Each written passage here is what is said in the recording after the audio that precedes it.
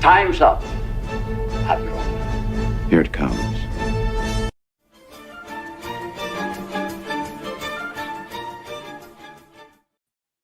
How? Okay, I said it wrong.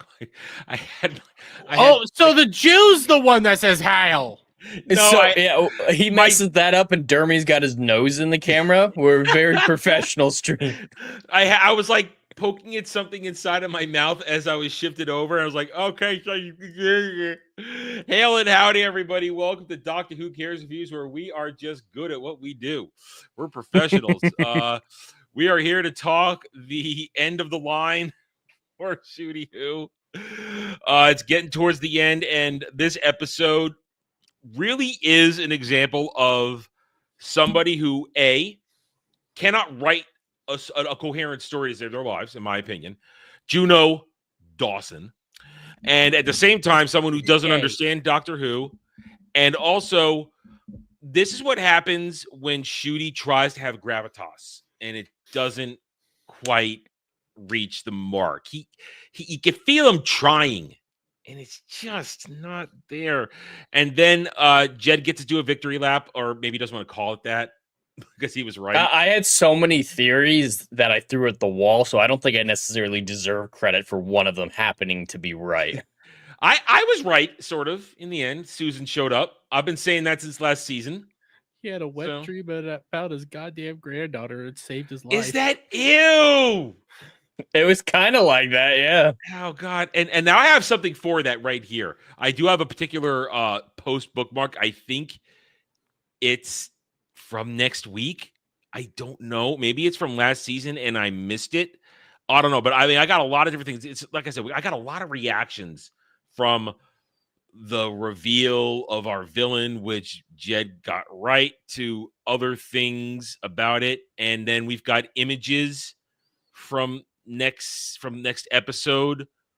I don't have all of them. I only have a couple here, but there's just so much wrong with this. What do you got? Oh yeah. Okay. Yeah. This is not the face you make after having a dream about your granddaughter. None of it makes sense. I mean, telepathy, and that's the original Susan too. That's the original actress. I made sure before I made my commentary. That's her. They rolled her out for this. And that kind of makes me ill inside. That's how I felt when they brought back Ian for Jodie Whittaker's final episode as well. It just feels predatory, almost. I mean, good for her. Get your paycheck. But how old is she?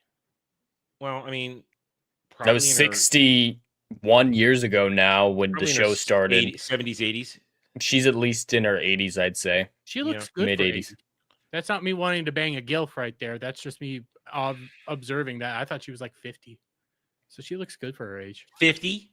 Yeah, maybe she does look good for her age. She's 70s 50, like Golden Girls 50s, not modern day 50 like Marissa Tomei. Yeah, modern day 58 is Salma Hayek. That's modern day 58.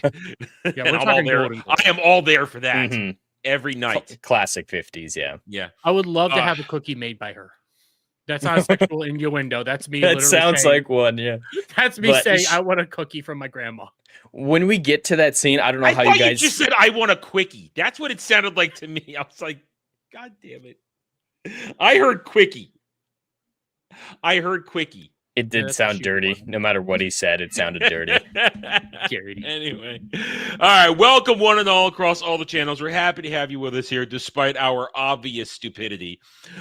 We are here tonight to talk Dr. Shooty Who, Season 2, Episode 6, the Interstellar. I keep wanting to say intergalactic. Interstellar Song Contest. They keep changing the rules on that. They say we're the biggest song contest in the universe between galaxies, this galaxy, interstellar. They use those terms so interchangeably that you might as well say intergalactic for all they're aware of. I don't think Juno understands the difference between interstellar, intergalactic, and the whole universe. Juno doesn't even understand the difference between his own penis and not being there, okay? Remember that. I think this episode was written like shit. Anyway, let's say hi. Hi, Dermy. Hi. Listen, I had a statement on what Juno doesn't know about all lined up in my head, but I was like, you know what? I actually like your guys' channels. And that's coming from the guy that, did what he did over on what was it, the Mordor country. So yeah, Oh, it's yeah. probably spicy. You were angrier at that than I think you are here. I gotta be honest here. It's not a great episode. Like, No. in the grand scheme of Shooty Who, if you say an episode's good, that's essentially you saying, hey, you went to an ice cream shop and instead of them shitting in your goddamn ice cream cone, they gave you melted ice cream. No, I wouldn't even go that far. I think it's the difference between getting arsenic and shit. See, for me, it's like it's shit, but it's like on the top of my shoe, and I can't quite get it off. Well, how about this? It's like ice cream, but they spat in it instead of took a shit in it. And they probably did something else to it too. Yeah. Knowing Juno, it probably came in it. Yeah, I mean, Derby, that indentation in the ice cream. Think about it. It's not a spoon. Yeah, it wasn't a spoon. Well, listen, what I'm trying to say is, I didn't hate this episode as much as probably Adam did. Oh no, I didn't. No, all right. Don't get me wrong. I didn't hate it. I'm just highly critical of it. Oh, I hated it. I will be the bad guy. I'd say it's the difference between diarrhea and a solid turd. Okay, that's fair. Don't get me wrong. All right, let me rephrase it. I hate it with all the level I regularly hate Shooty Who, but I wasn't raging during this. I was rolling. For me, it was like eye rolling because every few seconds, here comes an agenda hit. Here comes anti-capitalism. Here comes pronouns. Here comes gender. Oh, I forgot about the pronouns. That came out of fucking nowhere. I know. You see, I didn't mention it in my review, but it's just go ahead. Oh, I think if I hadn't gotten the Ronnie spoiler before I watched the episode, I probably would have raged when it actually got to that reveal. That would have pissed me off. I had to tell you were right away. I had to do it. I found it out on Twitter first. Okay. What I would say is, I thought The Well was the best written episode for the season. I think this one is. Now that's a low bar for Shooty Who. I'm not over here praising it. I'm just like, I think it was better. Well, better than what we have been getting. And I have my usual complaints. Okay, I have a checklist of complaints when it comes to Shooty Who. He doesn't behave like the Doctor, and then he'll almost be the Doctor, but then he isn't. He'll cry. He doesn't go all the way. Like, this is one of those episodes where. Wait, no, he didn't. Yeah, he cried. Oh, he cried. Yeah, he cried after like one of the visions of Susan, and then he went over to the console with the two gay men standing behind him. It was right after Graham Norton's first appearance. Yeah, it was briefly. You just see the track down his cheek, like he doesn't sob or anything, but you see the wet track. You didn't see that. You have to catch it.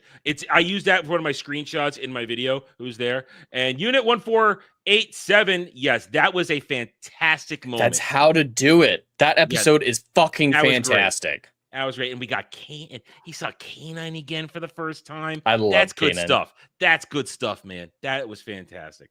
That was great. And it's only shit if you want this series to succeed.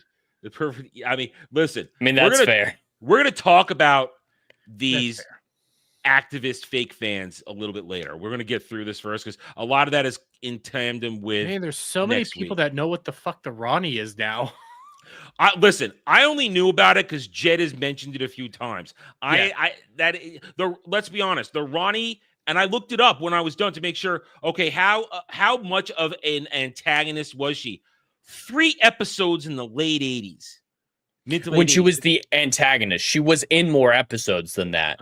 But she's been in a fair amount of the late classic Who, but she was never an outright villain. Besides maybe those episodes that you're talking about, like she's a much more complicated character. She's much more selfishly driven. She's not like the Master, where she's like, I want to rule the world because I hate things. No, she's not like that. She might be like, hey, I want pretty things. So to do this pretty thing, I need to manipulate these people. It was more along that line, where she could sometimes be the Doctor's ally, sometimes a faux antagonist. I think more accurate description is a true anti-hero, not used in the current day sense where it's a hero who shoots people. It's kind of, she flip-flops. She plays jump rope with good and evil. Would you say she's, for people that aren't so familiar with old Who, like myself and Adam, is she kind of more like Missy, where Missy is End of season 10 Missy is her, where Yeah. you don't really know where her allegiances are going to lie. She might be a bad person, might be a good person. Yeah, late Missy is a great example of it. But she's not going to come out of it and be like, I'm going to destroy everything. Like those super generic lines. It's going to be awful. And what we have here is, I mean, we're going to find out the Ronnie's motivations next week, which, I know the title for next week's episode is called Wish World. And I know some things from what I've seen, but we're gonna find she's protecting something. So there's something still saved from the doctor. Something about some data she's been collecting whenever he triangulates with his butt thermometer thing. And now I thought it was a dildo. Call it what you will. It's shooty. It could be both. She's a great character, though. I do want to say that. I love the Ronnie, and it kind of hurts me that she's been brought back like this as a generic villain. She's just female master here. Oh yeah, that's what we said. But here's the thing: her motivations seem, if by your knowledge and description of her classic Who appearances and persona, this feels like you said, girl master, like Missy, but not in the good way, or like Missy. Like I mean, when at least Missy that was the female master, and Missy was good. Michelle Gomez Missy was fantastic. It was outstanding. That was a perfect, well laid out season long plot, and then the twist: Missy, mistress, master. I didn't see it coming, and I loved every second of it when it happened. This. You've been saying, well, first we thought Mrs. Flood might be Susan, or I did. And then you said she's probably the Ronnie. And then you explained to her who she was off camera. And it was like, okay, fine. I hope they don't do this because they haven't built it up at all. And it's frankly making the classic Disney mistake. Oh, go do your homework for a character that hasn't been around for 40 years. I was hoping for the master. I was really hoping for the master. Just give it to me. No, I know it's not going to be good, but I was like, please let me be right. Well, here's the problem too, and we might as well just I don't know. You know what? Let's get into the episode and we'll talk about the Ronnie because it's the stinger at the end.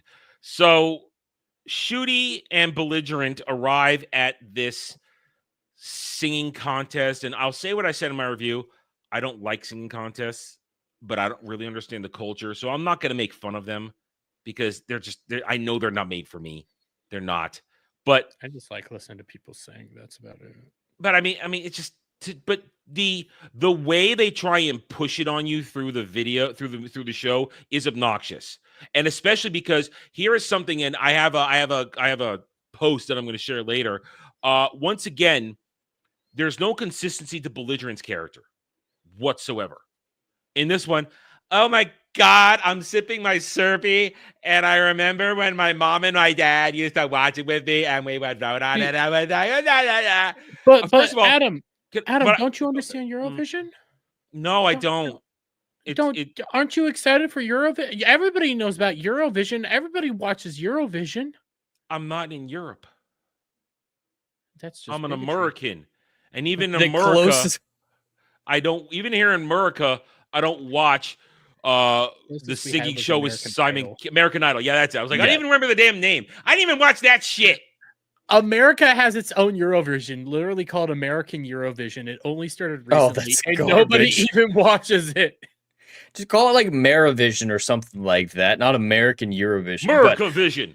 Americavision, that's pretty good. No, the closest I've gotten to watching the Eurovision is the Will Ferrell Netflix Eurovision movie, if you guys have seen that. I have never even heard of that. It's so dumb. It's Richard McAdams with Will Ferrell as like Norwegianers who trying to get in, and or Icelanders. Icelandic. It's so dumb. Their accents are ridiculous, but it's fun. Either way, they're there, and then they have Eurovision again. They're there. They have to stay and watch. But as I say, Belligerent's character is so bipolar in this season. And literally, she's only been with him for like 2, maybe 3 days at most. She's done nothing with him. So 1 minute, she's unrelenting, belligerent girl boss. And then she's obsessing over her memories of her parents who, listen, I have great memories with doing stuff with my mom growing up, but I'm not so weirdly obsessive about it as she is. It's like those are her only fond memories, stuff with her parents. Am I wrong? She doesn't talk about doing anything with anybody else. It's always, I do stuff with my mom and dad. It's the most basic form of backstory. It's like, oh yeah, I guess parents are kind of important, and they just didn't even think about other things for backstory. It's because she's supposed to be the girl that's key to everything. Once again, they pretty much set that up at the very beginning, where it's like she's important. We need to figure out why she's important. We've all forgot that she's supposed to be important. But that's essentially why they bring up the fact that she has parents. Is you're supposed to think that that's probably the key to what her actual. And we're supposed to connect to her, but I got something to think. I'm not static, Sherry. I'm not static. You know who I am. Nah, I'm not. You know what? No, I agree. I agree with Adam here. That's mean to Static. Fuck you. Anyway. It's okay. But it's inconsistent writing with her, and it's shallow writing. So suddenly she's very carefree and this and that, and then for the rest of the episode, she's just there and gets pulled along. And she's also what there does for she information. do? She's there for information dumps. She's there to be the vehicle, the recipient of information dump concerning Hela. Well, not just Hela, but also why they can't call for help, which I'll actually defend why they can't call for help, because I think it makes sense within the context of it being a contest. It's supposed to be like a gambling law, so that people that are in the audience that ends up knowing who the actual winners aren't going to end up cheating. It is broadcast live. It's not shown to have any delay whatsoever, so the benefits would be marginal. Either way, she does nothing except be there. And even at the end, it's like, oh, I just wish I'd been able to tell the doctor how much I love him now. It's obnoxious. It's so bad. And I don't know if you guys clocked it. Pretty much as soon as that the singer was saved and I saw her hair, I knew she was hiding horns or stumps obviously, under there. You could tell. I didn't know stumps. I thought they were going to be in her hair. I thought the horns were going to be in her hair. That's what I thought. It was so obvious. This episode is so racist. It's also coincidence, the episode. Everything's coincidence. Can I just say, I thought Wynn, which is the female Hellion, the white female Hellion. Yeah. I thought she was wanting to save the black chick because in reality she was a lesbian. You know, that was a good guess. That was in this show. That's a very good guess. It was a very. I was about to say the reality is she knows what Kid is doing is awful, and she loves that black minge. Oh God! All I know is that it was so coincidental that they all knew each other. They all knew each other. How the survival happens with the doctor, the confetti cannon, the gravity field. All right. It's a fundamental misunderstanding of science. I mean, it's a misunderstanding of space in general. Here's the thing. So white Hellion evil little man decides to instantly just try and kill everybody there because we'll talk about his purpose in a second, but I just want to get through the scene. And Shooty, who he is clever there, he realized something was wrong, and he tries to do what he can to mitigate it. But of course, as soon as I heard the word, I'm going to mess with the Mavity field. Ah! They said Mavity so many times. They said it so many times. Stop. And I just want to point out, if the doctor realized that something bad was going to happen, he would, just like Shooty does, to his credit, try to save everyone or mitigate it like you're talking about, but he would also prioritize saving the life of his companion. He would have turned that booth on immediately, the little like protective shell that goes around the VIP booth. That would be like step one for him. And he knows he needs to survive to help everyone, so he'd get in it as well. It's just that he can't think two steps ahead. You guys are missing the most important part. What? His sonic screwdriver has security alarms. That's how he found out that everything was going bad. Was the sonic screwdriver made a noise? He looked at it and then let saw me the ask you this screen. too. Have you noticed that he keeps changing the color plating on his TV remote? Well, because it gets it's red now. It used to be blue. Now it's red. That's because it gets caked in brown stuff and he has to clean it. Oh, God damn it, During stop. No. And here's the other thing too. I don't like the fact that just about in every episode, the events neutralize the TARDIS. I really hate that the TARDIS just gets sucked up. It's the TARDIS! It's the same thing that happened in the Jodie Whittaker era. It was nothing more than transportation. Beginning of the episode, show up where you need to go. End of the episode, leave. That's all the TARDIS has been for the last 8 years of Doctor Who, or however long it's been. It's not a character anymore. Like, even before the Doctor's wife, when we saw Iris take on the Matrix of the TARDIS. I love that episode! It's a fantastic episode. You beautiful thing! You But even sexy before girl! that, we got a sense of character from it. There was a life to it. We saw the Doctor interacting with it in a loving way, and it felt like another character, an essential character. I mean, there's something about the time where snapping the fingers and the door opens, and I missed that. I missed that.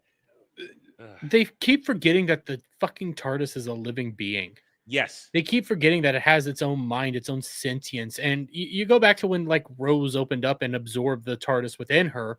Mm-hmm. That was the TARDIS kind of working through her at that point in time. Mm-hmm. And it's just, they don't have that no more. It's just they don't. there. No, the TARDIS would have been able to fucking save the Doctor before he fell into fucking space and should have died.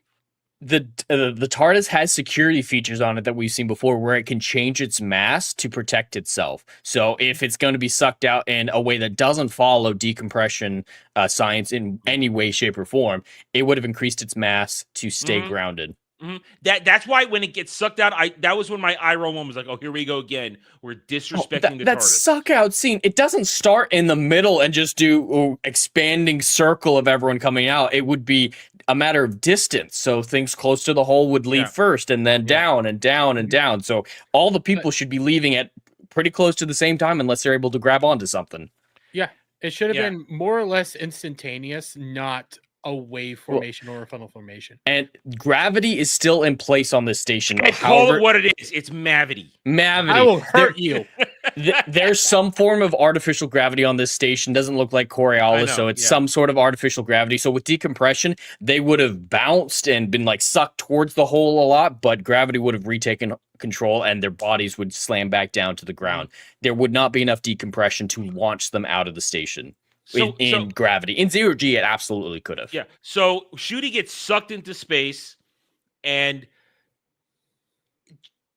does Time Lord biology allow for vacuum survival? So I mean, he says that it's not vacuum somehow, which doesn't make sense. But yeah, Time Lord physiology, they're more resilient than humans. They can survive up slightly. They're slightly better than humans when it comes to their physicality, but not enough to just hang out in the vacuum and go. They can't. You still can't make sounds in a vacuum. All right. So here's the thing. So he's out there. When we get back to him eventually, after we get a whole bunch of other shit going on with the gay dudes and who he's going to run into, who are just the perfect temporary companions he could have asked for. What a coincidence. All the skills he needs. Yep. Exactly. The vision of Susan. First of all, wake up, grandfather. I mean, listen, that doesn't feel right or real to me. And why is she coming through the TARDIS? It doesn't make sense. I have a weird feeling like that special person that told him to go hunt down Belinda is actually Susan, but they have some sort of memories from the past that Susan met him and blah, blah, blah. And now he's just thinking about her when he should be dead. But he did it. But he snaps himself out of the ice. Which, he doesn't go into enough explanation for how those people are in stasis. He just says a gravity shield is saving them. But that doesn't imply that there's atmosphere, doesn't imply that there's temperature control, because, and this is a pop culture thing, so I don't necessarily blame the show for this, but your skin doesn't ice over like that. Your blood boils when you enter the void. Your blood will boil because in a vacuum, the boiling temperature of blood is much lower. And then, depending on how close the star is, there's other factors. One side of you will freeze but not form ice crystals. The other part will burn. And you don't just get this generic film of ice over you that breaks off really easily. If there's no oxygen, you end up imploding. Well, not imploding. If you hold your breath, you end up. Honestly, Guardians of the Galaxy Volume 3, when Quill was out in space, the way he ended up looking is more or less kind of similar. That was a lot more accurate than Guardians Volume 1 because you're gonna have blood vessels popping and whatnot. And even Quill had in that moment had a special case because he was part he had superior being at that moment in time. But a gravity shield is not a good enough explanation to say how these people survived. If there's enough cold to frost over your skin, they're dead. There's no oxygen, so they all suffocate or they implode. And they don't explain anything. The confetti cannon, I guess, could work if it had a strong enough outer shell over the compressed air. If it's plastic casing, that would implode like your lungs would. Well, the worst part is how would even if we say that the confetti cannon survived going into space, how would it end up actually being able to control itself good enough to be able to get on over to the airlock? Because you need to have some sort of way to maneuver yourself. And if you're just saying he and flying randomly through space, you're never going to get there. You're going to die. But how else was he going to get to the guys that can have a threesome with later? They are really into him. They were so thirsty by the end of it, man. They were so thirsty for him. All right, I will say this, at least about Gary and Mike. They were more than just gay. They had more going on. Oh, they had more going on. But but they had to be gay. They couldn't just be friends going to see this. No, they had to be gay, but they were also massively convenient. One is a nurse who is perfectly trained in everything he's going to need to help eventually revive people, including him. And the other is the guy who designed the entire holo matrix of the space station for the event. And his husband is surprised that he cares about this. It's like, it's just songs, whatever. It sounds like he works there, so it would be important to him. But go ahead. I love how at the start they're in a fight and they imply they've been fighting for a long period of time and they might get a break up.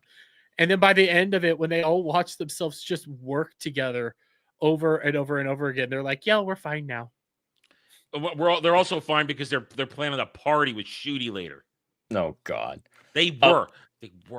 They were planning something creepy. And I do need to point out before I forget another thing that doesn't make any sense in the Shooty got saving his life in the void thing.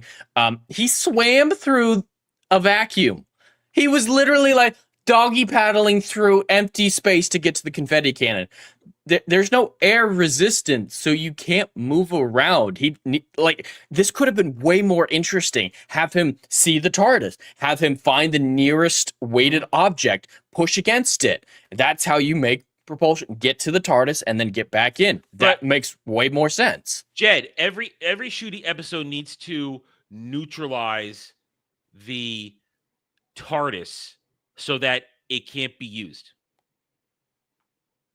Because if the TARDIS was there, like listening to 3 of Clay Travis's. Who's on? I don't know. I don't know who that is. I don't listen to Clay Travis, so I have no idea how that relates. I don't even know. I don't even know who he is. It sounds like a shallow dig at us. So whatever. Thanks for the interaction. I guess when I was the one that was actually probably more positive about this episode than the other two.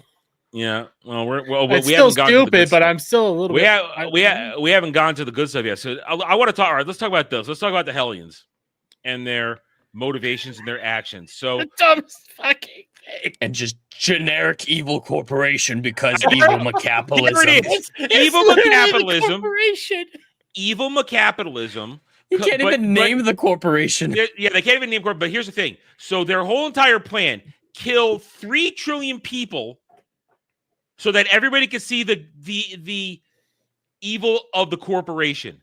Commit genocide to make the company who they committed genocide on or using their stuff make them look bad. This just proves everything the corporation says. This will only make things worse for these people. If a bunch of Hellions say, hey, corporation did bad thing, I'm going to kill 3 trillion people who aren't connected to the corporation, everyone else is going to go, wow, maybe the propaganda about the Hellions was right. Maybe we should really discriminate against them and kick them out of our planets. Let's kill people to show how bad the corporation is when we're not actually showing how bad the corporation is because we're not actually saying anything. We're just going to kill people and say evil. All we know is poppy honey. And now, what would have made more sense is if they had put together a video of all the devastation that happened on their homeworld. I'm sure they have access to it, and use the song contest broadcast to 3 trillion people as a way to expose the lies of the corporation. Why hurting are as you few killing people as you can. Now, that just damages your position. Yeah, and at the same time, at the very end with the song, oh, I'm going to sing a song about it, and now everything's better. In a language that no one understands. Why didn't the TARDIS translate that? Here's a question. I forgot what I was going to say. Well, I'll say what I'm going to say.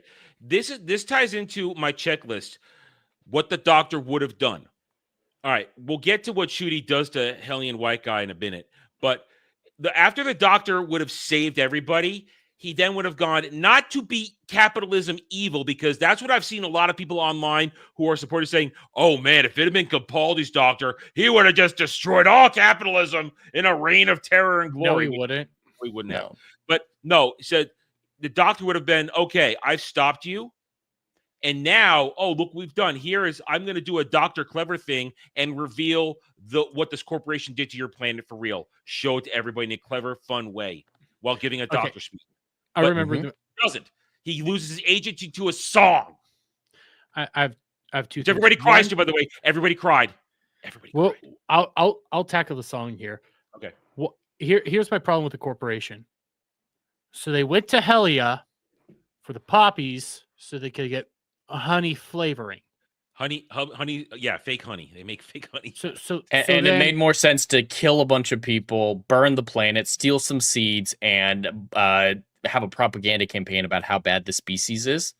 Yeah. That's dumb. That's all dumb. It would actually be a whole lot smarter for said corporation to work alongside the Hellions, give the Hellions a justification to actually cultivate these poppies over and over and over again, so then you have a constant stream of this shit. And you know what would have been a better story for a bad corporation? If they enslaved them. And that makes more sense. Then they could have got one of their favorite topics of all time, slavery. They could have done that. There's way more suggestions that make much more sense than what the corporation actually did. These people who always do these capitalism evil episodes have a fundamental misunderstanding of capitalism, so they can't portray it in any way that makes sense. Yeah. Every time they're making the decisions that go against profitability, which is ultimate evil capitalism would value profitability over everything. Then why do they keep making decisions that are so against their own profitability? But you know what? You understand that. But you understand how they respond to it. They respond to it. You realize everything they described, what they think capitalism does, it's actually what commie Marxism does. That's what it's what commie Marxism does. That's a sad reality, isn't it? So they are describing their belief system. In the USSR. Yeah. So the funny thing is, in everything they're describing, they're saying, "Oh, it's bad capitalism." No, you're actually describing the ideology you prescribe to, but they don't realize that that's stupid. My second part, though, that whole song, Jed, you mentioned the Eurovision Netflix show. The end of that, how they save the day, is one of the two main the female protagonists who's out there with Will Ferrell. She saves the day essentially by singing a song in Icelandic, kicking their whole team out of the tournament, but it proves that she loves her native tongue and her country more than fame and glory. Mm-hmm. And then everybody cries and is happy and claps for said song. They steal the plot of Eurovision? Yeah. They stole the plot of it. They stole the plot of a fucking a middling comedy from Netflix called Eurovision. A Will Ferrell comedy, no less. Here's the thing. We haven't talked about it. Eurovision, they're kind of fun, but it's not because of like the songs or wanting somebody to win. It's because they're actually fun performances. People put on some interesting shows. I'll take your word for it. This was nothing. Even when they went to the fucking space lady alien thing to come out there to do the whole, I love you, but my heart says no. Where's the performance? Where's the intrigue about any of this? Where's the fun the honky duck? I was like, what is this? What am I looking at? What's going on? You can go. YouTube has all sorts of like some of the old Eurovision contests on that you can always just look up. They have some really cool fucking shit that some people have done over at Eurovision. Bringing out ancient Viking horns to come in there, utilizing different lighting effects with some drapes and stuff to cause fire. A guy went out there, played the fucking fiddle, and goddamn went around on skates over and over again and sang a song that's honestly very addictive. Where's any of that in this? If this is supposed to be your Eurovision episode, that requires creativity. But that's part of Eurovision, is the showmanship, is this whole grandiose event. That's why people like it. Hang on 1 second. Probably more facial hair than you can grow, kiddo. Thanks for joining. 3 likes, 3 white neck beards. Yeah, I'm a small channel.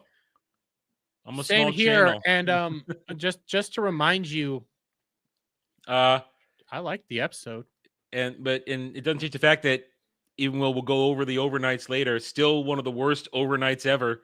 Enjoy your failing show. There's actually a caveat the only to ones those overnights. Well, not There's I know there is. I know we'll probably talk more about the viewership, but and a season with like all of the lowest rated episodes of all time over a 62 year history. Yeah, sure, we're the minority. Sure. Yeah, sure. You're here. You're here to try and trigger us. When you're the one triggered, you've come into our backyard to cry.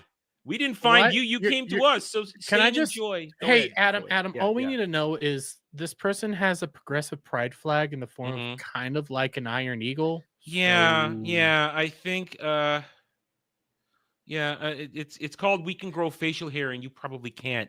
And it's also, I haven't shaven this week, and Jed has a man beard, and Dermy's growing his jihadi beard back out. So it's also it's also called They Love What Juno Dawson Does with Them Kids. Yeah. So you could stay here, keep going. You realize the more you talk, the more you cry, it just improves the algorithm and the traction. So keep chatting. Admit to it. Thanks. Oh, come on. They got to learn somehow. Anyway, listen. All I know for sure is we are not going to acknowledge you unless you super chat us money. Yeah. Give me money. Anyway, so and also, we're also simulcasting. There's many people watching us across many streams. So I'm just a fraction of the people watching us right here. Anyway, that's right. It's neck hair. It's called a beard, and we can grow it, and you can't. That's it. We have testosterone, and you probably don't. Anyway, wait. Do people really not understand how beards work? This is probably somebody who thinks they're a man. Okay? Yeah, you're supposed to have a little bit of hair on the neck. All right. Yeah, it's only a neck beard if it's only on the neck. That's what quantifies the neck beard. It kind of grows this way, and once a week I shave it off and I start all over again. Listen, I grow out the jihadi beard, and then I go over to my barber, and he cleans it up for me. I get like I have a really nice beard most of the time. I shave most of my neck.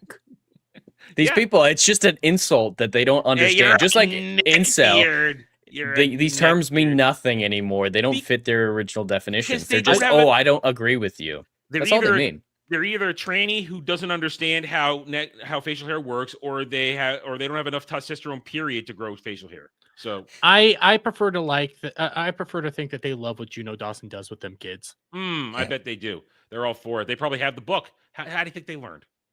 Anyway. That's true. All right, so we had our fun with the tiny little wannabe man. Let's get back to the show. But the whole back capitalism bad concept, it's retarded. And at the same time, within it, I've seen the online reaction. They're all crying, "Oh my God, why can't they be brave like Andor and talk about genocide?" The fucking villain was trying to do a genocide.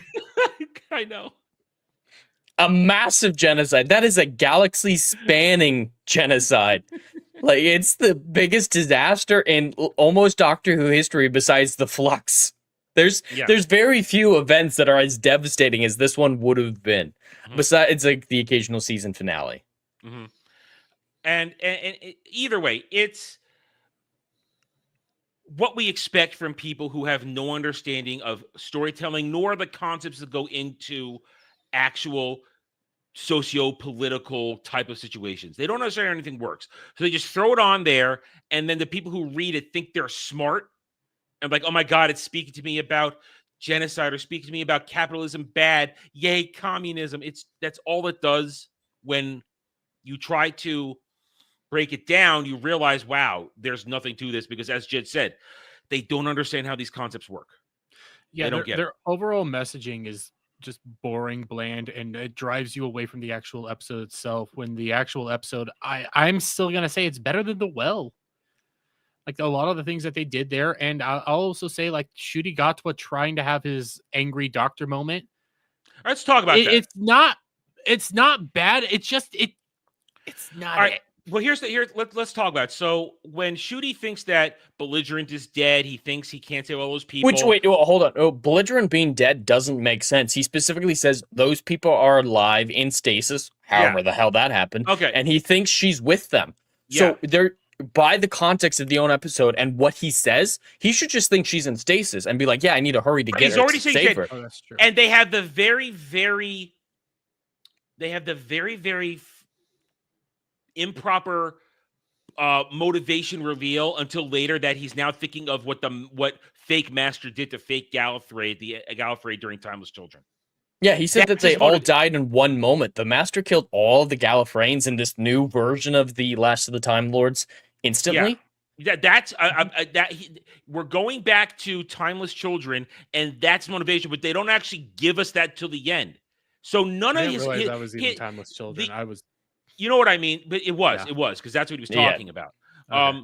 That's the episode that happened in. Yeah. Okay. But so he's got this ice in his heart that'll never go away, but we don't really know why. We think it's about Belligerent, but it's actually about Timeless Children. That is the dumbest fucking line. You put there's ice in my heart, and you put it there. Why? Is this like trying to line up that you're gonna die? So then he's gonna go through this whole I'm gonna find you, and I used it as my thumbnail when he's looking at the camera going like this in the camera.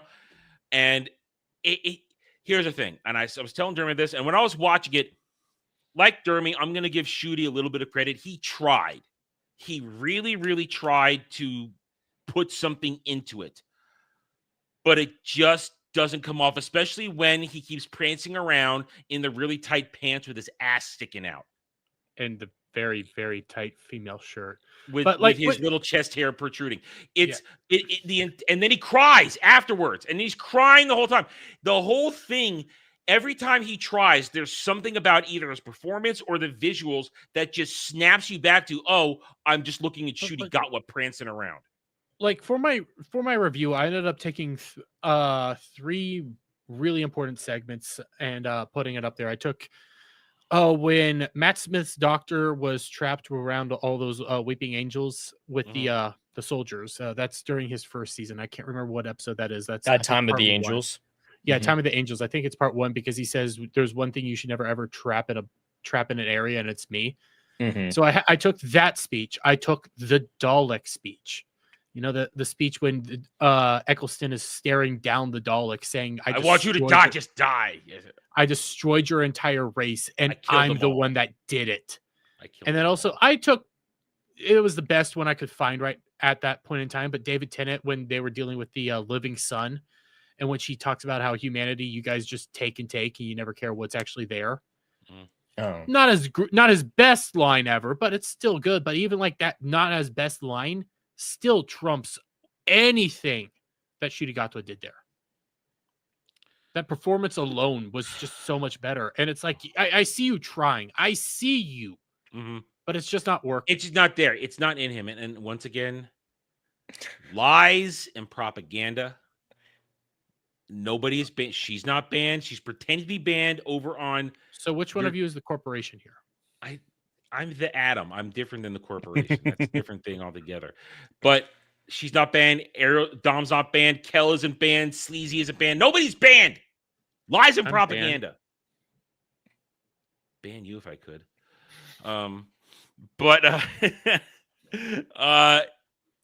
He tries to give a doctor speech too in that, but there's no reason to yet. Is that a good way for me to put it? There's nothing to it. It's just anger. I think it's anger, and there's nothing wrong with the Doctor having an angry speech, because again, No, the there Doctor's isn't. had his We've had angry plenty. speech. He's had that angry speech, but with all the idea that he already knows that all those people are still alive and everything, he really shouldn't. The only thing I could think that actually would put him over the edge is the knowledge that Kid is about to do an entire genocide on 13 trillion. 3 trillion. 3 trillion. 3 trillion. Yeah, Yeah. all that trillions of people, and he hurt Belinda, at least to his knowledge. Even though he thinks he specifically said she's dead, even though right before that he said none of them are dead. Yeah. He changes belligerent status for no reason, with no evidence, and just a scene change. I think there were two versions of the script where one, she ended up in space, one, there has to be rewrites happened here, because it doesn't make sense for him to be so, you put ice in my heart, I gotta avenge belligerent, and then when she shows up, he's like, oh, I'm nice again. And during that too, she keeps going, oh my God, I don't recognize him. Bitch, you don't know him. Known him for like 3 days. Yeah, I should have take into account that you don't know anything about him, and every time you guys try to get close together, you're a cunt about it. Yeah. If it was Millie Gibson, that would have been. She spent a good year with him. Yeah, that was a fair amount of time. But even in shorter episodes, like Voyage of the Damned, where there was that temporary companion Astrid, they developed a little bit of a relationship. They had time to sit down and actually talk to each other. Mm-hmm. Belligerent and the Doctor haven't even had those real personable moments yet, like Astrid. And afterwards, the Doctor didn't rage after Astrid died. He was just, I'm going to save you. And it was very bittersweet, the ending with Astrid. Jed, when they were cartoons, they talked about their fears in Lux. The most obvious, like, I'm afraid I won't go home. No shit, you yell about it every start of an episode. Except this one. No, we're going to stay and have a good time. Because Eurovision, and this is a fucking shit Eurovision. All right, so Shooty's whole attack mode, I'm okay when the Doctor goes to war. In fact, I like it when the Doctor goes to war. It's fun. It taps into masculinity, except Shooty's not masculine. And it needs to be justified, and it needs to make sense. Hard light is not a thing. You can't turn a hologram into that, and him just going.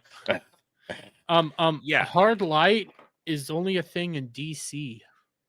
Mm-hmm. That's an actual DC comic thing. I've never heard it in fucking Doctor Who. Light can't really operate with mass. And so that's the thing. The speed of light isn't actually the speed of light. It's the speed of things that don't have mass. So if we somehow were able to become beings without mass, we could travel at the speed of light. I know this is getting way too technical for people, but if you ever made light that could interact with people on a matter-based level or a physical-based level, it would cease to be light by any definition, and it would have to become matter to do that. So it makes no sense whatsoever. It makes sense within the comic book DC Comics, because they have a whole system for it, and it's essentially like holograms that exist for a period of time and have mass, yes, but it's only a period of time, and they can only be within certain rooms or being projected by like the holodeck. Yeah, the holodeck or something like that. Well, that's how they do the whole like hard light, but that's not Doctor Who. That's DC Comics, and DC Comics is a whole lot more weird. Star Trek. I was talking Star Trek holodeck. The Doctor, and Voyager. It's different. It's different genres. Different genre. Well, it's different. It's different series. The same genre, different franchises. Also, I was using DC, but they both of those franchises that you guys are talking about worked to justify it and made it make sense within the context of their own rules. They just threw out the term hard light and didn't explain it. They wanted Shooty to look like a bull and torture this guy 3 trillion times by going like this and it wasn't just me, or did it look very suggestive when the guy's in a fetal position and Shooty is just touching him? Hologram Shooty keeps coming up behind him. It didn't look right. It seems weird. He's just like, let me touch you. Yeah. I think we could have accomplished the same thing with a similar idea of maybe because these robots are so advanced, this guy installed a chip in his brain that lets him control the robots better than the dwarf lady, and the Doctor's able to hack into that device and cause pain in the guy's head. Something like that. And he just uses the sonic to do it. Yeah. Something like that where it actually makes sense. Well, it would have made sense because hard light. Even how the fuck would a hard light construction? All right, even shoot- let's move on from the hard light stuff. And It's zap either him. way. But like, Either way, it's a failed attempt to make him look very macho and strong, and it doesn't quite work because he leans more he should be towards torturing the lunatic side. woman as well. They try at the end to act like that female Hellion she's isn't hot. guilty or anything, and it's Yeah. okay. She's hurt, so it's okay. Yeah, and but- the but- other but- Hellion forgave her, and it definitely feels like at the end that she shouldn't be getting in trouble for Jed- anything that happened. Jed, they had to give belligerent and hidden Hellion girl a reason to show up and then talk everybody down. It's so but bad. also Win This is hot. woman, she consciously killed 100,000 people. At least from her perspective, they went through with it. They didn't know the doctor saved everyone, so they killed 100,000 people and were moments away from killing 3 trillion people. That is mass genocide, and she was going along with it. But then they're just like, "Oh, but she's sad, so it's okay." But Corporation bad. But corporation Somehow, bad, and you killing never. 3 trillion people reveals the corporation's evilness. But you forgot. You forgot. Black Lady just ran and hid and never tried to fight back. And that's the wrong time to talk about the Hellions. That's the wrong time to do the song because that just happened. You're not going to change 3 trillion minds who are on the verge of being exterminated. It worked. It worked. I just sang a song and everybody cried. That would have been way more okay. bittersweet if she had said, someday I might be able to help reclaim the image of the Hellions, but today might be our lowest moment because we prove to be the monsters that the universe thinks we are. And I just hope someday to prove that we're not like these two. These two, not just him. Mm-hmm. Both of them are ultimate evil. This is something that Black Hellion chick, who I just said random black lady over and over again. Cora. Yeah, random black lady. I'm not going to remember her fucking name. She's a one-time person. She said Hellions aren't allowed to sing. Why? She said specifically. Changed. No, go ahead. Oh, she specifically said that this song that she sang at the end was banned by the corporation, which means she went and told the corporation, hey, I have this Hellion song. Can I sing it? And they said no, which means they must have known that she was a Hellion and didn't do shit. And if the corporation is in charge of this entire broadcast, essentially, if she starts singing the Hellion song, wouldn't that shut it down? Yes. They push the kill button. But no, so right now, so she sings the song and sort of steals the doctor's agency again to solve a problem, but they don't really solve any problem. We don't know if this did anything. All it did was sing a song and make everybody cry. But Gary and Mike clapped. Yeah, and the people in that arena would be the ones least likely to sympathize with the Hellions at this moment because it's 3 trillion people. They don't really know what was happening or what was going on. They were watching the dress rehearsal the whole time. Yeah, they weren't really involved. But these 100,000 people, they thought they died. They were shot out into the void of space for an hour. And they're just like, oh, you sang a song. So they turn the hard light into a tractor beam, and the Merce knows how to make the stasis cube that the real life dude they brought in to guest star in was being cryo frozen in, and they just to bring everybody down one at a time, or sometimes maybe 2 or 3 because they might have been held together. They defrost everybody. But you forgot Black Lady's assistant also is a tech genius, which we turned the pod somehow into animation chambers. I know. None of that makes sense. No. All right. I mean, so part of me is like, for what we're getting right now, I'll accept it, even though it makes literally no sense.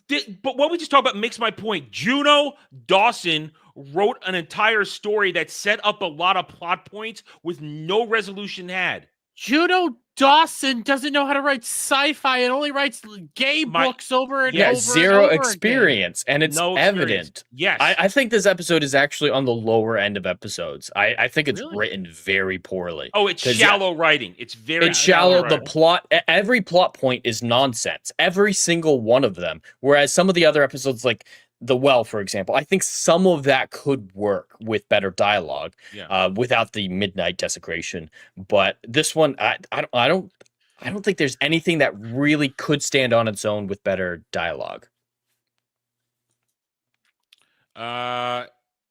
Yes. One of it makes sense. Andy, none of it. Madman in a blue box. And once upon a time, it was that, and it was glorious. Dude flies And around and travels through time in a police he means box. none. He means none of it makes sense. It does make sense when written by competent people. Once upon a time, RTD was competent, as was Do you Stephen Moffat. understand what science fiction is supposed to be? Like, Yeah.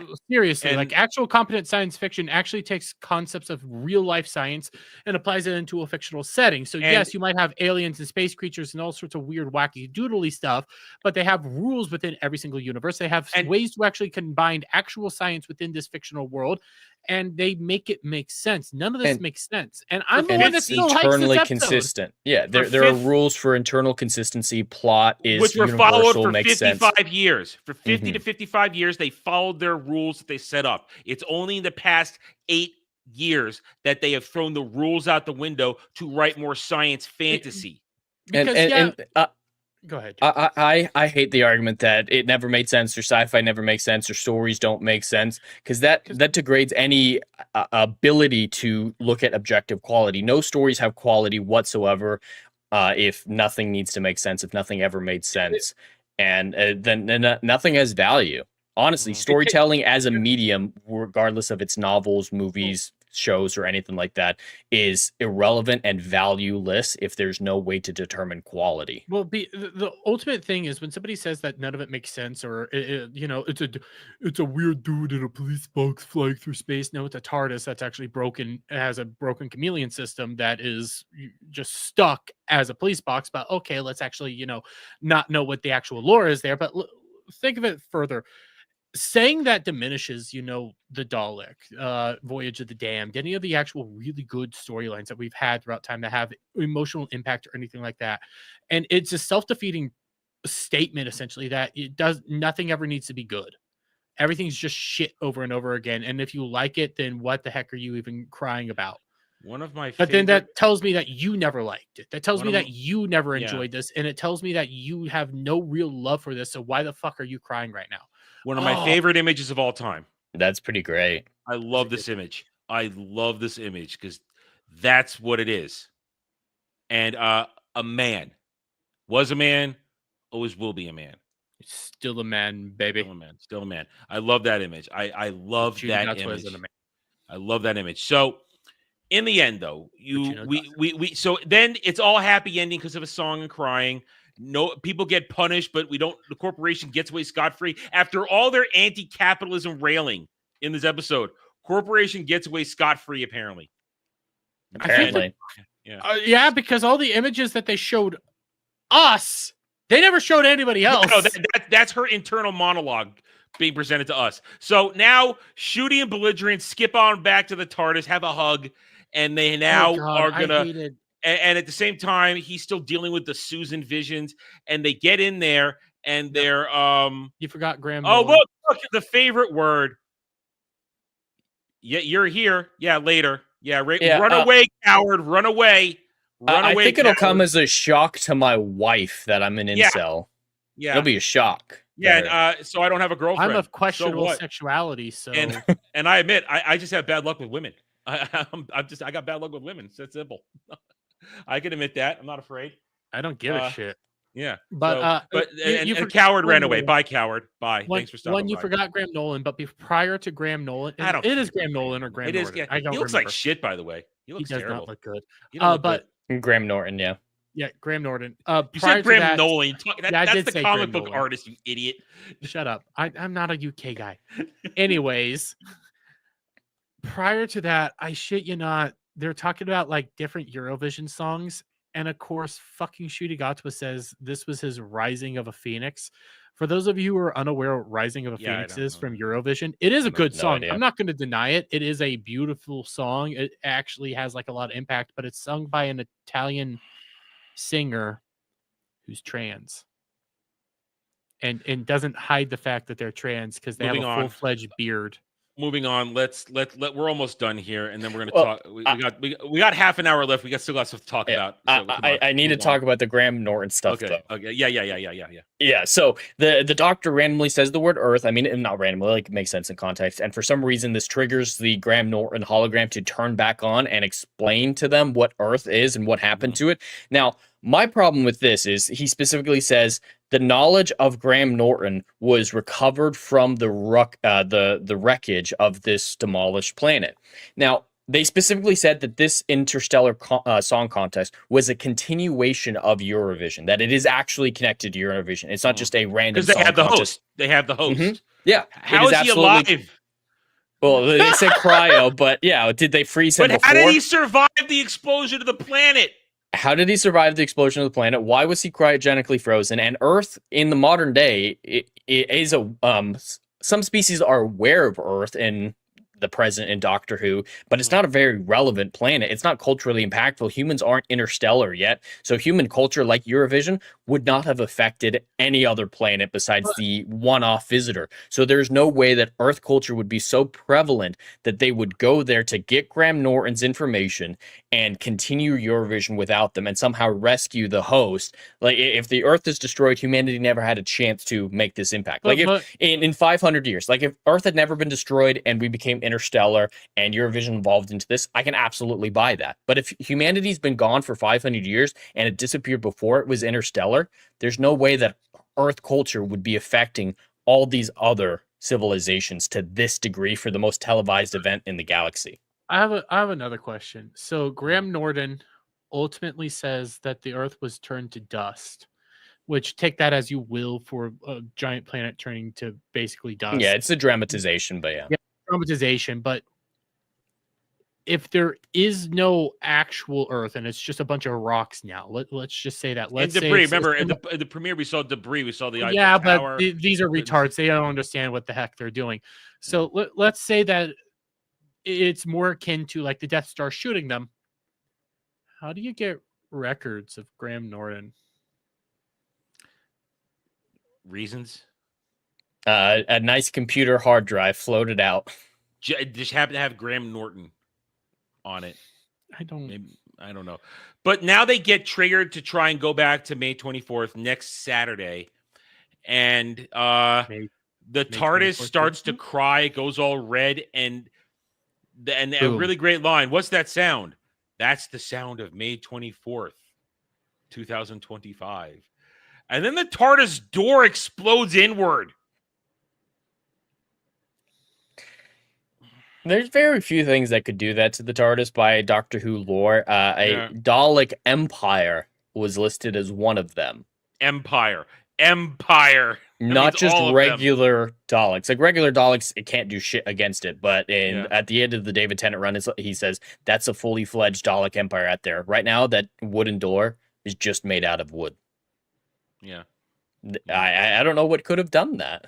But we'll see next week. And we know the TARDIS could do it to itself, hence Matt Smith. I mean, but at the same time, that was defeated. I don't know. Anyway, so that happens. And then we get the stinger. The last person brought down is Mrs. Flood, who by now we all know what's going to happen. She blows by the gay guys and she regenerates into the Ronnie. So all these fragile humans, 100,000 of them survive whatever this is, no problem. But her brain stems freeze, and that kills her. Like, would the Doctor have gotten frozen brain stems too? Well, goes to my point of like when you said there's ice in my heart and I don't know if it'll leave. I think they're setting it up that he's dying now. But I don't know. But I don't know about that. I thought the bioregeneration, and I get it. Okay. I thought the bioregeneration was a factor of the toy maker. They had this whole. Well, the rules have changed permanently now, apparently. But because RTD said that at this point, all previous Doctors have bioregenerated and split the timeline into versions where, like, the first Doctor keeps living after his regeneration and so on and so forth. And that explains Tales of the TARDIS, the spin-off show where we see reunions of older Doctors playing their versions of the Doctor with their companions. And yeah, he's basically said because the Toymaker did it once, now every time a Time Lord regenerates, it's always going to be a bioregeneration, which is just an endless thing. Which means Shooty's gonna bioregenerate. Which means we're trapped in an endless cycle of shit. Then none of it goes away. it's stuck in the toilet forever. But here's You what I know love what? here's what I love and hate about this bioregionation. I love it because it just shows how creatively bankrupt they are. And it also reveals their agenda. So Mrs. Flood is a Ronnie, but now Brown Lady is the Ronnie. She's just a Ronnie. And here's what I noticed about that. I think I mentioned this to Jed yesterday. You said it to me too. I said it to you too. Okay, I said it to you too. I mentioned it in my review. What I love is that the white lady is now immediately subservient to the brown one. And it also shows that the previous one is the leftovers. And that means the newest version knows it. That's them trying to reinforce what probably we and other people, I know we've been saying it, I don't know about other people, we were saying that Shooty's the clone, that he's just a clone, a fake one. His TARDIS is a clone. That's, I feel like this RTD trying to say, no, he's the real one. He's the real one. Because we know that you're 100% right. Yeah. We know we live rent-free in his head. It's pretty obvious by almost every single episode. So yeah, this would be him. This would be them saying, actually, the Shooty's the real doctor. I know you guys keep saying that he was just birthed from David Tennant's cock, but I mean, in reality, he's the real one. At least it makes sense that these two that the Ronnie was born from a hooch. At least that makes sense. Yeah. That makes sense. And I hate the new Ronnie just being generic evil person. The Ronnie is a complicated, fascinating character. She just doesn't go, I'm going to destroy the doctor. And of course, she has to steal the doctor's line because you can't have anything original. She's just a Ronnie. I am the Ronnie. The definite article, you might say. That is a famous classic Who way for the doctor to say that he's the doctor, is the definite article. So going into next week, are you ready for the Unholy Trinity? Unholy Trinity? Mm-hmm. Oh my fucking God, I forgot he's still alive. Yeah. Yep, and he's going to play a part. For some reason, they want him. From what we understand, and this is what's making them all melt down, he's going to be reading a book, and I don't have that one up here. I had it somewhere. I thought I had it. He's going to be reading a book, and apparently in the next episode called Wish World,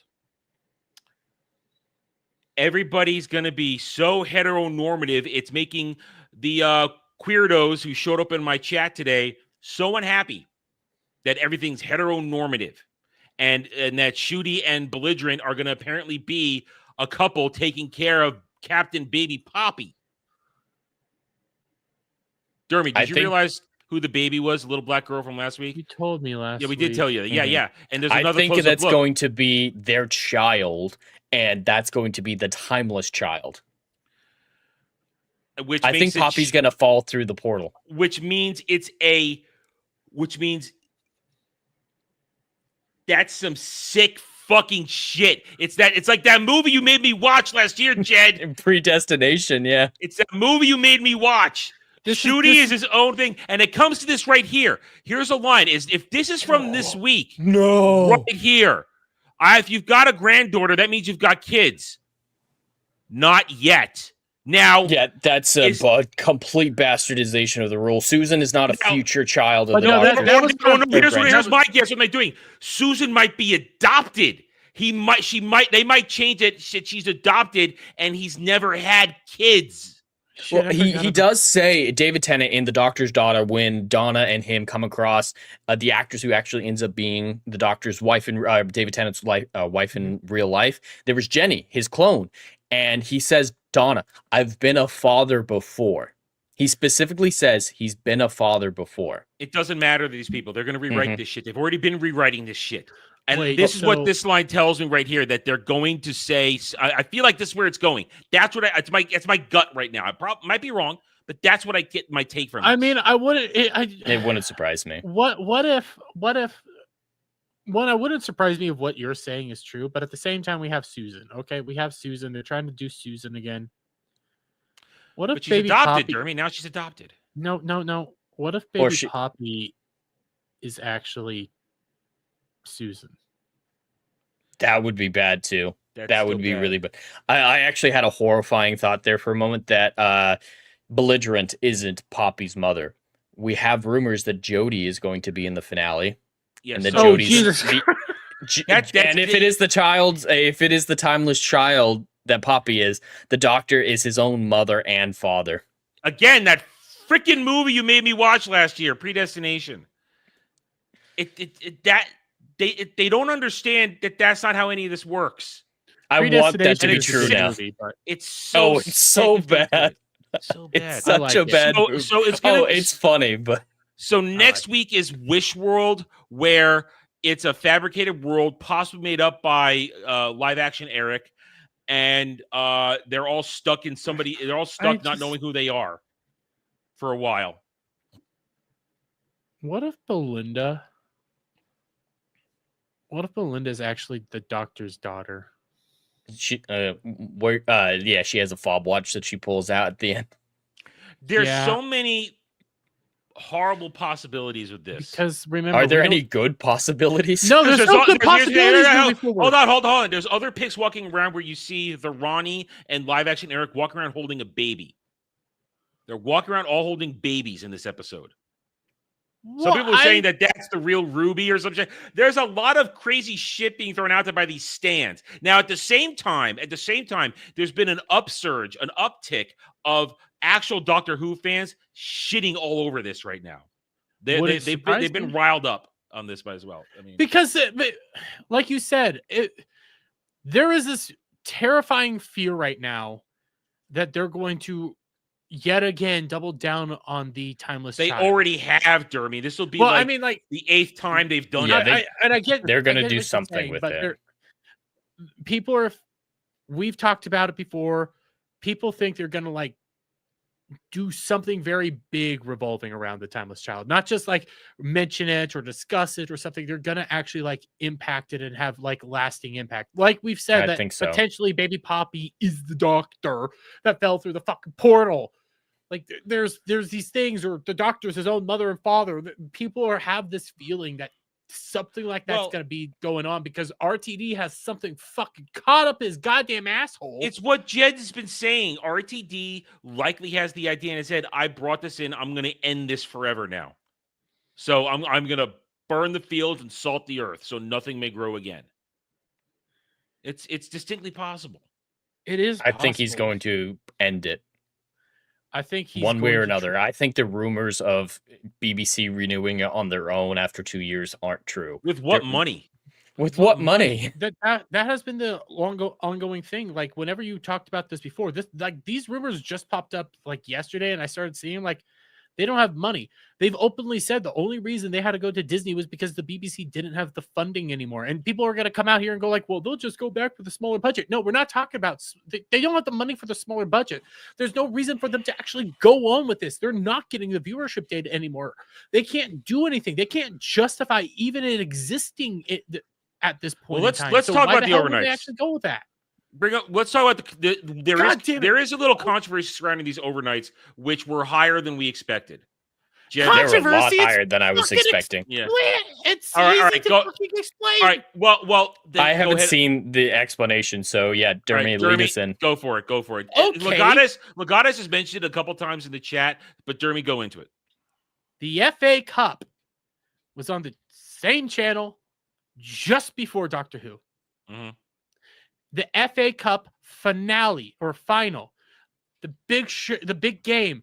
That was the biggest fucking thing. Remember when this episode was first being discussed on whether or not this episode would even air, because this was the episode that was potentially just going to be on streaming because they knew the FA Cup was so fucking large.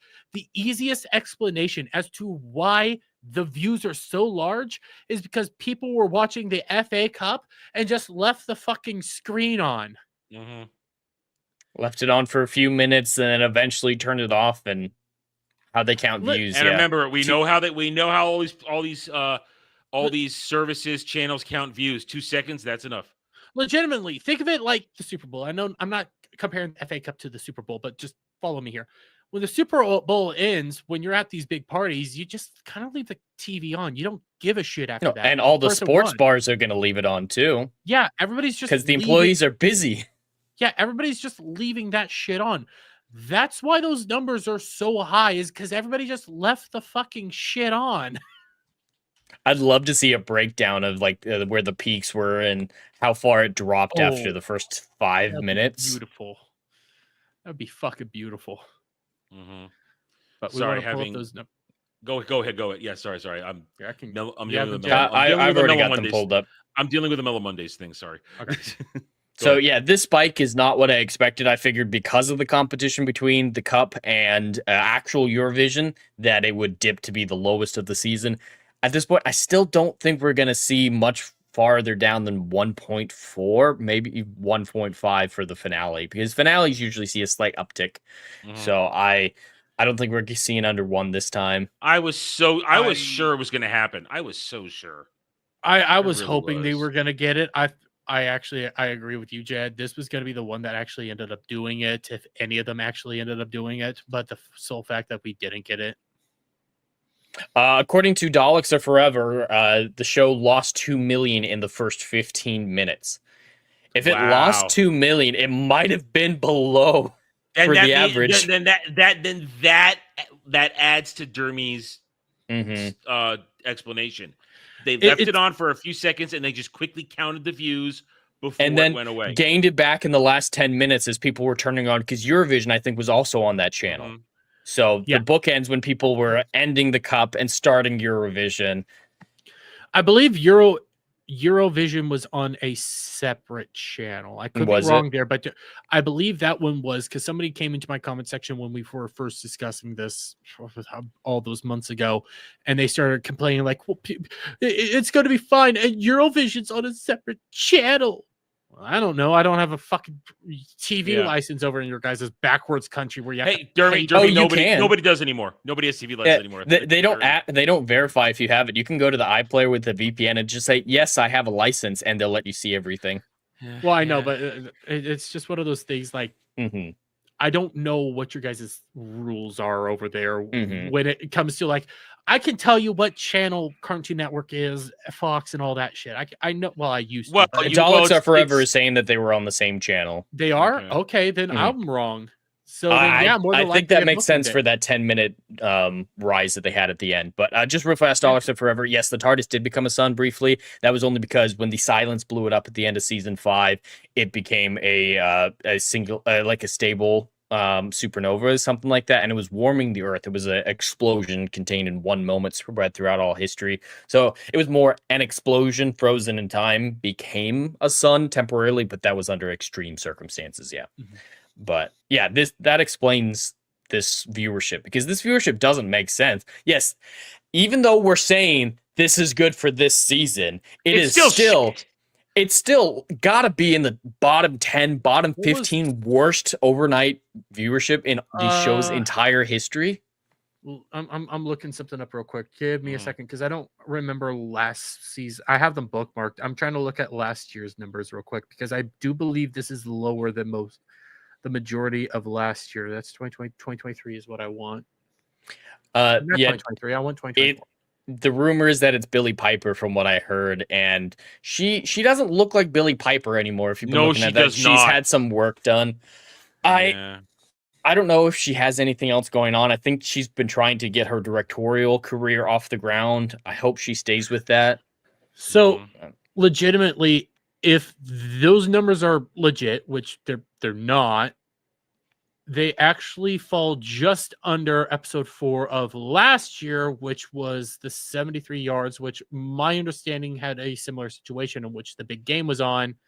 People just let the thing kind of run through, because then the following week the numbers drastically dipped, because 73 yards or 72, however fucking many it was again, that was at 2.62, which was following Boom, which had a 2.04, but then the week after that had a 2.12. So that drop doesn't make logical sense. So all of this season looks terrible, even compared to the last season, which was terrible. Well, it's doomed. We literally only have 2 episodes left. There is no third season for Shooty right now. There's not even a Christmas episode this year. Yeah, there's not. All we have is the Land Between the War and the Sea. Yeah, and that ends up running up. Jed, you even pointed out Disney episodes. Disney episodes, and if they can't get more funding, they can't continue going forward. And I don't see the BBC being able to. Sony ain't giving them more money. Nobody wants to give the show money. It's just draining it. I mean, all the queerdos who keep coming in here and calling us this and that, they're the only ones watching it, and they amount to this much. They're the same people that watch The Acolyte, the same people who watch all these failure shows that have been bastardizations of things that used to be good. They don't amount to anything. Like I want people to fully understand the BBC was non-committal before, like after season 1. And the BBC has taxpayer money. Not that much taxpayer money, mind you, anymore, but still, the BBC is a government-funded service. Mm-hmm. They get tax money and tax revenue. If they can't afford it, that tells you just how bad this shit is. Mm-hmm. Well, we know all about the viewership for the BBC in the UK, but we haven't really gotten a whole lot of numbers from the Disney Plus side of things. You're funny. And we actually have the Nelsons. The Kurt Nelsons are from the first 2 episodes. I have them pulled up if you want to see Disney Plus. Sure. Yeah. So this is the top 10 for April 14th through 20th. The episode did, I think, premiere on the 12th. So more the second episode than the first episode. Mm-hmm. I don't see any Doctor Who in this list. Do you guys see any Doctor Who in this list? Go to originals. Go to originals. All right. We'll go to original. Any Doctor Who in this list? Look at that. Wheel of Time finally appeared. Look at that. Good for them. I did this last year as well. Even if you go to acquired, which I would end up saying acquired should fall under this. And think about it like this. That would, because this is Nielsen's. This is why I keep saying whenever we talk about ratings, numbers of that, Nielsen's, while the industry standard is no longer reliable for single seasons, because they are including all minutes viewed for all owned seasons that is streamed on the service. So it's a combination. I haven't done this year, but let me. Okay, I didn't realize that. It hasn't appeared on. It hasn't appeared on. It does not show Samba up at all. Yeah. No, it doesn't show up on Samba. I've had Samba up for other reasons, for other shows. Hasn't appeared on Samba once. Here's the thing, and the reason why I like to bring up Samba TV for this, more importantly, is the Acolyte showed up on Samba TV. Mm-hmm. Well, that again, single season. There was a lot of controversy surrounding it. There's not even controversy surrounding this stupid show. Controversy has long since died. Yeah, but I bring up the Acolyte because the Acolyte was so bad, got 0 views. Nobody wanted to watch it. Shout out Revenge of the Sith. But the Acolyte was still picked up by Samba TV. If Doctor Who isn't getting picked up, and we know how bad the Acolyte was, that tells you just how bad Doctor Who is, even running on Disney Plus. It's Skeleton Crew bad, because Skeleton Crew didn't get picked up either. It's Skeleton Crew bad. We're talking about more than likely Daredevil level. Daredevil bad. That's another good example. Daredevil bad. I think if it were like somebody did report it, it would be close to 500,000 overnight views for Disney Plus worldwide. That's kind of the range I would expect it to be in, with what else is on there that's still reflected in their top 10. And it's just so bad. And the GOAT says in my chat that the BBC might go to 3 episodes or so every few years. I could see that. The Sherlock, I actually love Sherlock. All 4 seasons. Yeah. Season 4 has issues, but I fucking love Sherlock. I prefer. That's not the format for That's not the format for Doctor Who. I don't think Doctor Who could last. I'm not saying that against you, GOAT. I think it's an interesting theory. They tried that though towards the end of Jodie Whittaker, just doing big a couple specials a year. Yeah. Sherlock also had 2 really great actors in the starring roles to kind of absolutely hold it up.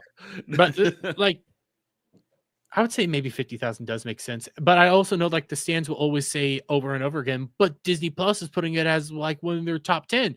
That doesn't mean jack shit. All that means is a marketing ploy. That's all that is. Like, right now, somebody said after Andor, Rogue One was the most watched thing on Disney Plus. Like that freaking matters. It's a dying platform. They have. I saw their recent subscribers. They have like 30 million subscribers less than they did 3 years ago. But every platform's top 10 or most viewed or whatever right now those aren't actually what is being most watched right now. Those are the things that they want you to click on. Mhm.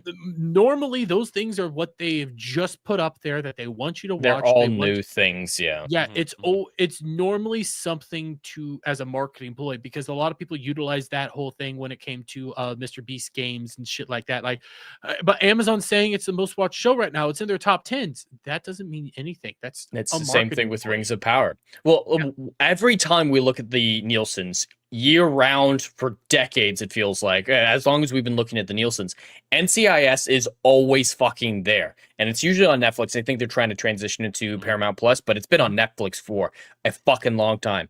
Has NCIS been in the top 10 at any point on Netflix? No. No.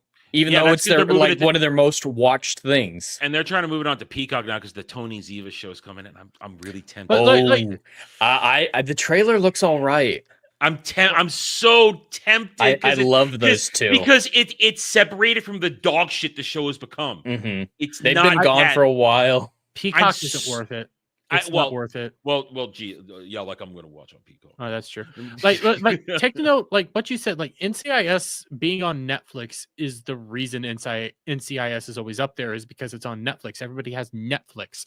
Not a whole lot of people have Disney Plus because a good example of that is if The Office was still over on Netflix and not Peacock, It'd be The number Office one. would always be Yeah. number one because that's the only real reason I have Peacock is because of The Office, and I honestly can't keep justifying rewatching The Office over and over and over again just for Peacock. I could probably find another way to go watch it, but when you take that into account, that The Office should legitimately be number one Before it was moved to Peacock, it was there every time. And listen, Peacock's actually profitable right now for them. They somewhat profitable. I mean, they are. Well, it has improvement. They don't still make a whole lot of original things. They mainly acquire stuff, and that's a lot cheaper for them. It's usually their NBC shows or they're putting on their Universal movies. But take into account, like they did find a very clever way to profit off of The Office all over again. And it's once a year they put out a new season of The Office, just the extended cuts. Yeah. So they found a way to profit off The Office all over again, which I have to sit there and go like, it's the same episode, but now you see more and you're like, yeah, I kind of like it. Mm-hmm. There's more things that get justified and there's some more like character growth and development. Listen, I never really liked The Office, so It's okay. I've seen it through twice. I watched Peacock for Community. After Community moved to Peacock, I had to. I don't like Community either. I love Community. Community's so good. I've seen it over a dozen times. I tried both of them when they were on Comedy Central during my terrestrial TV days. I just could not get into either of those shows. Listen, couldn't. We have 3 minutes before Mellow Monday starts. All I have to say is Peacock had the balls to play the fucking first Dungeons and Dragons episode. Netflix dropped it because blackface. Yes. Yes. All right. All right, go ahead. One more thing. Go ahead. Oh, I was hoping, and now that we only have 3 minutes, I don't know if we do. I was hoping to see Susan's farewell. Oh, sure, fine. I don't mind. Is that okay? That's fine. Yeah, that's fine. If we're pushing to Mellow Mondays. No, it's fine. Listen, I'm losing co-hosts by the moment here. I've already lost 2 tonight for reasons, both weather related and real life. So I'm fine. I don't know what I'm doing anymore. Let's just do it. All right. So have you guys seen much of Classic Who? I think Adam, you've seen sporadic Fourth Doctor stuff. I've seen mostly Tom Baker stuff. I've watched and a little bit after that. But yeah. I watched it through once, but I don't remember so much. This is season 2 of Doctor Who, I believe, maybe season 3. Dalek Invasion Verse. We're saying goodbye to Susan, who's been a companion the whole way up to this point, and she's leaving because the Doctor saw that she fell in love and didn't want to let her have to fight with herself. Should I stay with my grandfather? Should I go with the man I love? He takes the decision away from her for her own benefit, locked her out of the TARDIS, and says goodbye to her. And I think this scene really encapsulates it's such great writing, such great characters, and why it hurts so much to see them brought back for shock value as much as anything else.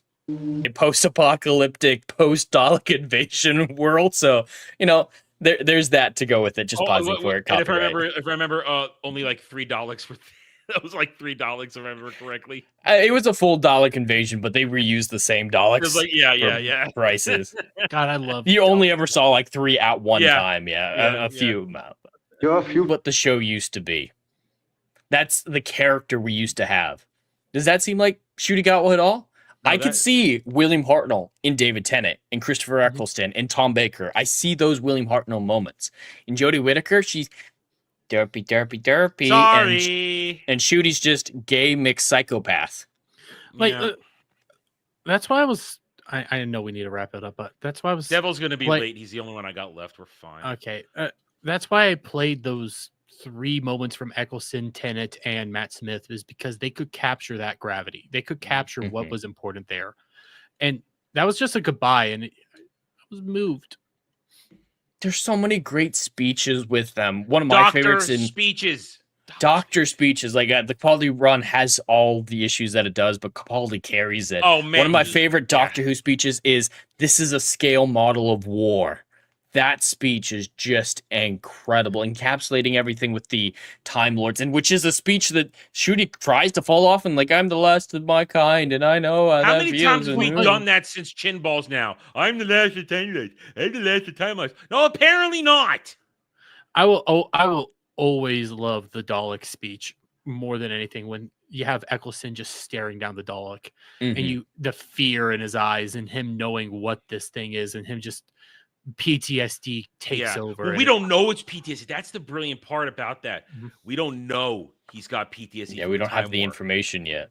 And it's only in hindsight do we realize how we don't get that for like another couple seasons of what's been going Dr. on. Victorious. Dr. Victorious. Waters of Mars, I think, is one of the best written episodes. Or one of my favorite speeches is one of Matt Smith's. It's not a great episode, Rings of Akate, but when he gives that speech to the living sun. Like, I've walked in universes where the laws of physics were devised by a madman. And it's all referencing Classic Who. And that's when the showrunners knew Classic Who and cared about Classic Who and honored Classic Who rather than, ooh, this will shock people. Ronnie. Is it the Ronnie? Is it anything like the Ronnie? No, but you've heard that name before. Well, yeah. Well, it was like the Sutek. It was like, who really knows Sutek? But we're just going to bring up Sutek because the old Doctor Who villain. It's not like the Master and like the importance of actually bringing the Master back and having that whole back and forth with him and knowing just how impactful that was. It's just bringing something back, and it feels like he's constantly trying to revitalize like the return of the Master and how people cared about that. Yeah. Just trying to revisit that goal. Because, Sutek isn't anything like actual Sutek. Yeah, it wasn't. They looked up names on Wikipedia. They didn't even bother to watch the episodes, it feels like. There is no Bible left for them to reference anymore. It's not there. There's no Bible. All right. We got to wrap it up, though. Even though I'm down to one person on Mellow Mondays, we're still going to try and put on a show over there. So let's say our goodbyes and farewells and get on with our week. Dermy, go. Hi, I'm Dermy Wormy of Dermy Wormy. Please go check out my new videos. Let me know what you guys think of my new editing style. Seriously, full criticism. I'll take anything. I'm trying some new stuff out, seeing what it goes. If you like them, you like them. If you don't, you don't. But please just let me know what you think. And more than likely from now on, it's going to probably be 1, maybe 2 videos a day because of just how much work I'm putting into everything. My Doctor Who video might be 17 minutes long. That took me all day yesterday to make. And focus on the stuff that both you want to work on, and there's like it's best to focus fire. Just focus fire. All right, Jed, go. You can all find me on YouTube and Kick at Hollywood Scholar, just regularly scheduled live streams, including Saturday Night Driving, which Adam will get more into. All right. As for me, once you guys are done here, you will be shuttled over to Mellow Mondays. I don't know how much of a show we're going to do over there because I'll be honest, I have nothing planned. It's one of those days where I really have nothing planned because of the Daily Dive, 1 p.m. Eastern every day on this channel where you, the audience, are in control. That's been getting so much of my attention that sometimes from that I get stuff from Mellow Mondays and I haven't for this week. And as I said, majority of my co-hosts are busy. So it's going to be a short-staffed crew. So I don't know what we're going to do. We'll try for a little bit. Maybe we'll wrap it up early. I am kind of tired. This particular show right here does drain my brain. Talk about Shooty Who. So I don't know how much gas I have to take anyway. I'll be honest, deep down inside, I just want to play Expedition 33. I want to stream it bad. It's been a week since I got to stream it for you guys. I want to get back to it. I do. So that's definitely tomorrow night. Rest of the week, you stay tuned for other good stuff. Dermy, do we have guests for Ballbusters? I believe this week's guest for Ballbusters is actually Theo Snodgrass. Okay. I don't know who that is. We met him in Vegas. He's a funny dude. Oh, okay. Gal So, streams with him more regularly. He's a part of okay. like Rogues Gallery and those. Oh, those okay. kind of Okay. people. Okay. He's one of Iron's guys. Okay. All And right. he's a comic who specializes in relationship stuff. So Okay. Okay. So we'll have that. And I'm actually going to be making an interesting video. I'm working on it tomorrow because on Double D's today, I'm going to make a compilation of every time I got killed on Among Us on Saturday and my reactions. Because the guy says, "Hey, show us that." I said, "You guys want to see that?" They're like, "Yes, show us." Because Kel brought up a great one where he let me go through my entire medical scan before killing me. I need to clip out Shock and I's back and forth at the very end. That was great. I would love to know how Bad Shock was raging when I killed him and self-reported. I'd love to know what he was doing in that moment. That was just, That was beautiful. that whole run, dude. Nobody were even close to us that entire run. Not even. Shock almost lost the whole final fucking match. did. He was like, just do your tasks. He did lose. Alf won. Fucking right. No, Dermy, he did lose. Alf won that round. Alf won. We did lose. Alf won. I think Alf won. Yeah, I think Alf won. Yeah, he murdered everybody. Anyway, so I'm doing that. Rest of the week, we got drive-in on Saturday. We're doing Robin Hood, Prince of Thieves.